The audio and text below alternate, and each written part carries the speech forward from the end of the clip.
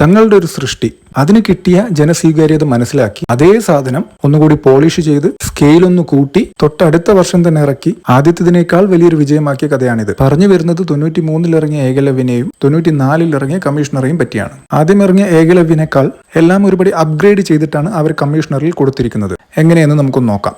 ആദ്യത്തേത് hero introduction. ഈ കാണുന്നതാണ് ഏകലവ്യൻ സിനിമയിലെ ഹീറോ ഇൻട്രൊഡക്ഷൻ സീൻ. സംഭവം സിമ്പിൾ ആണ്, വലിയ ബഹളങ്ങളൊന്നുമില്ല. എന്നാൽ ഇതാണ് കമ്മീഷണറിൽ ഇൻട്രൊഡക്ഷൻ സീൻ. നല്ല ബിൽഡപ്പ് കൊടുക്കുന്നുണ്ട്, 4-5 പേരെ വെച്ചുള്ള ഒരു ഫൈറ്റ് സീക്വൻസ് ഉണ്ട്, എല്ലാത്തിനും ഒടുവിൽ ഒരു സ്ലോ മോഷൻ വാക്കും.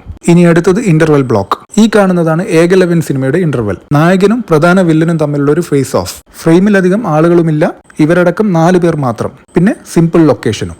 എന്നാൽ ഇതാണ് കമ്മീഷണർ സിനിമയുടെ ഇന്റർവെൽ ബ്ലോക്ക്. അതിന്റെ സ്കെയിൽ, അതിന്റെ ഗ്രാൻഡ്യൂർ, അതിലെ ഡയലോഗ്സ്. ഈ സീനിനെ പറ്റി പ്രത്യേകിച്ച് ഞാനൊന്നും പറയേണ്ട ആവശ്യമുണ്ടെന്ന് തോന്നുന്നില്ല. ഇനി അടുത്തത് ക്ലൈമാക്സ്. അത് പറയുന്നതിന് മുമ്പ് 2 സിനിമയിലും ക്ലൈമാക്സിലേക്ക് നായകൻ നീങ്ങുന്നത് തന്റെ കൂടെ ഉണ്ടായിരുന്ന ഓഫീസർ മരിച്ചത് നേരിട്ട് കണ്ടതിനു ശേഷമാണ്. അപ്പൊ ക്ലൈമാക്സ്.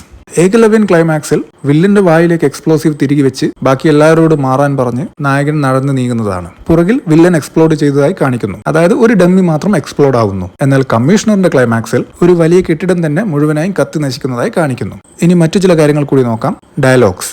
ഏകലവ്യൻ സിനിമ നിങ്ങൾക്കൊക്കെ അറിയാമെങ്കിലും അതിലൊരു ഡയലോഗ് പറയാൻ പറഞ്ഞാൽ നിങ്ങളിൽ എത്ര പേർ ഓർത്തിരിക്കുന്നുണ്ടാവും? എന്നാൽ കമ്മീഷണർ സിനിമയിലെ ഒന്നല്ല, മിനിമം ഒരു 5-10 ഡയലോഗുകളൊക്കെ നമുക്ക് മനഃപ്പാടമായിരിക്കും. മറ്റൊന്ന് ബാക്ക്ഗ്രൗണ്ട് മ്യൂസിക്. ഏകലവ്യൻ സിനിമയിലെ ബാക്ക്ഗ്രൗണ്ട് മ്യൂസിക് നിങ്ങൾ ഓർക്കുന്നുണ്ടോ? എന്നാൽ കമ്മീഷണർ സിനിമയിലെ ബാക്ക്ഗ്രൗണ്ട് മ്യൂസിക് ഒരുപക്ഷെ ഈ വീഡിയോ കാണുമ്പോൾ തന്നെ നിങ്ങളുടെ തലയിലൂടെ ഓടുന്നുണ്ടാവും. So that's it.